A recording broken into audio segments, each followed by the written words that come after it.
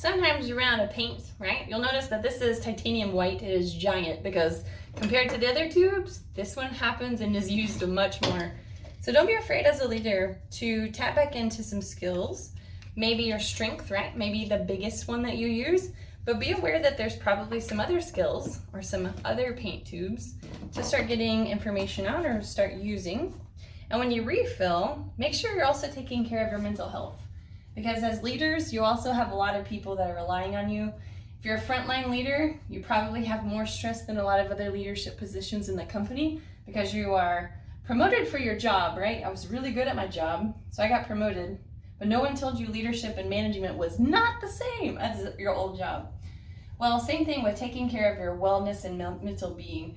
If you're refilling your paint in your canvas for your art project, you need to be refilling it also for your mental health.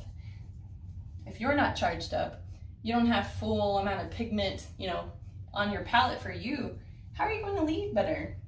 How are you going to appreciate all the different colors if you're trying to stress into making everything back to back, you're not eating lunch? I've been there before.